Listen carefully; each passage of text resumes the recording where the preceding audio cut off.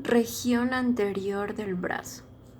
Primero vamos a ver los músculos que vamos a encontrar en la región anterior del brazo. Primero tenemos al bíceps braquial, su cabeza corta y su cabeza larga. La cabeza corta, su origen va a ser en la punta del proceso coracoides de la escápula, y de la cabeza larga va a ser en el tubérculo supraglenoideo de la escápula. El músculo se va a insertar en la tuberosidad del radio y fascia del antebrazo por medio de la aponeurosis bicipital. Va a estar inervado por el nervio músculo cutáneo y su acción va a ser supina el antebrazo, y cuando está supinado flexiona el antebrazo. Luego vamos a encontrar al coracobraquial. Su origen va a ser en la punta del proceso coracoides de la escápula y su inserción va a ser en el tercio medio de la cara medial del húmero. Va a estar inervado por el nervio músculo cutáneo y su acción es ayuda a la flexión y aduce el brazo. Luego tenemos al músculo braquial. Su origen va a ser en la mitad distal de la cara anterior del húmero y se va a insertar en el proceso coronoides y tuberosidad de la ulna. Va a estar inervado por el nervio músculo cutáneo y nervio radial. Su acción es flexiona el antebrazo en todas las posiciones. Irrigación de la región anterior del brazo. Vamos a tener a la arteria braquial.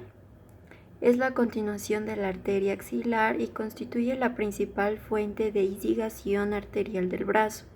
Se inicia en el borde inferior del redondo mayor y termina en la fosa del codo, frecuente al cuello del radio,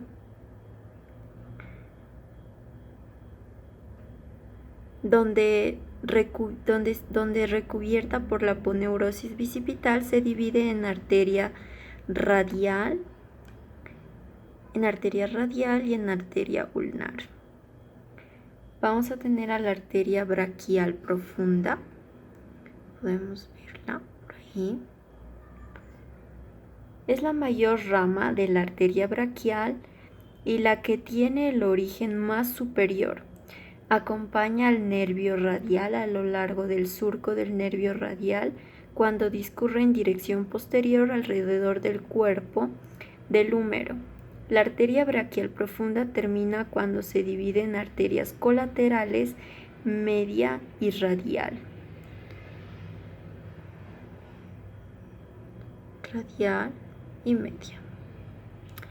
Luego vamos a tener también a la arteria nutricia del húmero. Aquí está. Se origina en la arteria braquial, aproximadamente en la mitad del brazo, y entra por el conducto nutricio situado en la superficie anteromedial del húmero. Se dirige distalmente en el conducto hacia el codo. También vamos a encontrar a la arteria colateral ulnar superior. Se origina en la cara medial de la arteria braquial, cerca de la mitad del brazo, y acompaña al nervio ulnar posteriormente al epicóndilo medial del húmero. También vamos a encontrar a la arteria colateral ulnar inferior. Se origina en la arteria braquial aproximadamente a 5 centímetros de la flexura del codo en dirección proximal, y a continuación se dirige inferomedialmente anterior al epicóndilo medial del húmero y se anastomosa con la arteria recurrente ulnar anterior, de modo que también participa en la anastomosis arteriales periarticulares del codo. Inervación de la región anterior del brazo. Se van a originar del plexo braquial. Vamos a tener primero al nervio músculo cutáneo, Se inicia en oposición al borde inferior del pectoral menor, perfora el coraco braquial y continúa distalmente entre el bíceps braquial y el braquial. Después de inervar los 3 músculos del compartimiento anterior del brazo, emerge lateralmente al bíceps braquial como nervio cutáneo lateral del antebrazo.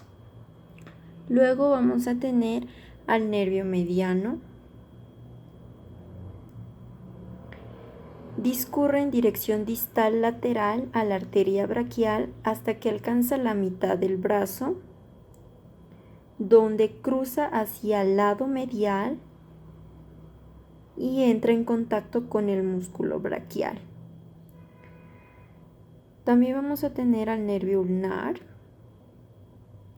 Discurre distalmente a partir de la axila, anterior a la inserción del redondo mayor y a la cabeza larga del tríceps, junto al lado medial de la arteria braquial, hacia la mitad del brazo, perfora el tabique intermuscular medial junto con la arteria colateral ulnar superior y desciende entre el tabique y la cabeza medial del tríceps braquial.